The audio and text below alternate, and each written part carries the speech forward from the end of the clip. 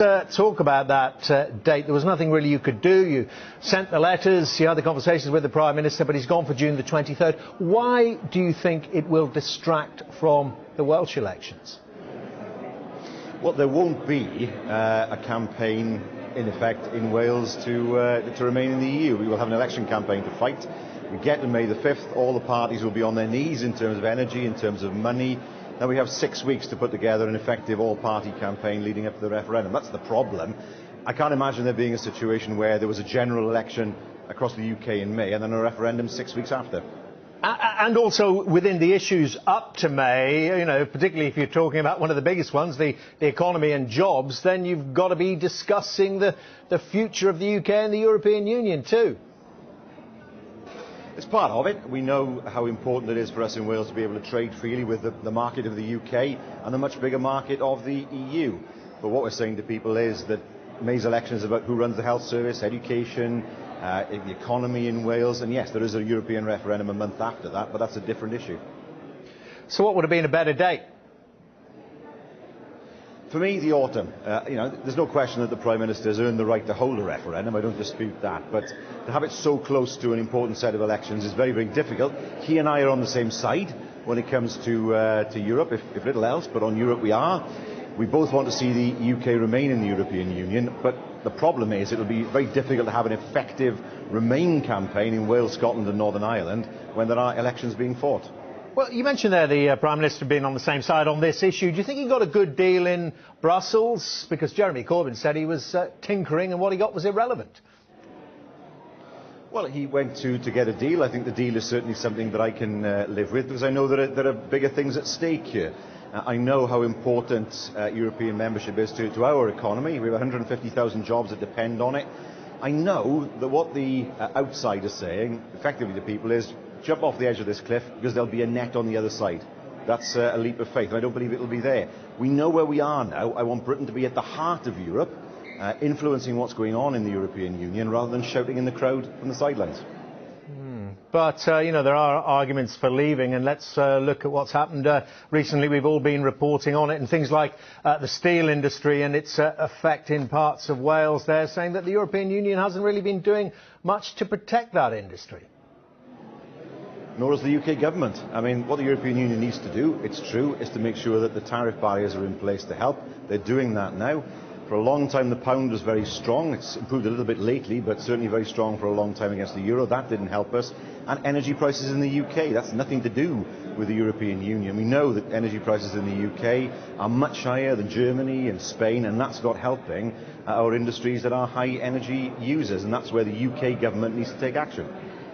And it's one of your concerns about the overlapping of the dates of the two votes is things like UKIP will, of course, be prominent within the referendum campaign. Do you think that will give them a boost in the Welsh elections? It's difficult to know. I mean, I think some people will be influenced by that. Others will say, well, there's a referendum on that in June, so I'm going to vote along the lines of who I want to run Wales in May. I mean, we look at UKIP. They have a leader in Wales who was personally appointed by Nigel Farage, not elected by their membership, and there's been a lot of fighting in UKIP publicly over that in the last fortnight. 6 of their general election candidates have signed a petition calling on him to resign. So UKIP are fighting with each other in public at the moment. So it's difficult to tell what the effect will be on the campaign. Yeah, but you have said, haven't you, that Labour face the toughest ever Assembly elections since devolution began. Just expand on that. Well, we have a lead in the opinion polls, clear lead in the opinion polls, we know that, but we want to go even further. We want to make sure that we are a majority government after May. We know that the Conservatives are our main opposition in most parts of Wales. We know that UKIP are not going to take seats directly from us, but they can take votes from us to let the Tories in. You know, what we've said to people is that we understand people's frustrations, but a lot of this is just snake oil. And this idea that somehow the UK can control its own borders without the help of other countries, it's cloud cuckoo land. We have a large land border with the Republic of Ireland, for example. Is there going to be an electric fence around that? We know that Switzerland, not a member of the European Union, has a much higher rate of immigration than the UK. This is a European issue that needs European solutions.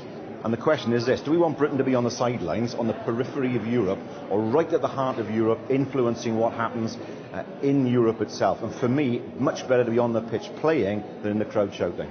But the toughest ever Assembly elections, how much tougher is Jeremy Corbyn making it for you? Is he seen as an asset in Wales?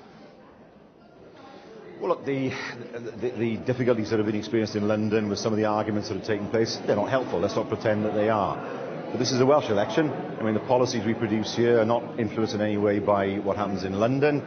I'm the leader of Welsh Labour. I am Welsh Labour's candidate to be First Minister. And as Welsh Labour, as you might expect, we fight the election as a Welsh party looking to form a Welsh government. But obviously with Jeremy Corbyn in overall lead of the UK Labour Party, are you planning to campaign together? Well, we welcome support from wherever it comes in the UK, but I'm in the forefront of this. I'm the leader of Welsh Labour. Oh, I mean, I expect Jeremy to be in Wales campaigning with us. Of course I do. We want help from our colleagues elsewhere in the UK, but it's very much a Welsh Labour campaign, led by myself and by the ministers I have in government, together with our fantastic backbenchers. I just didn't get that straight, but with you, First Minister, Jeremy Corbyn with you.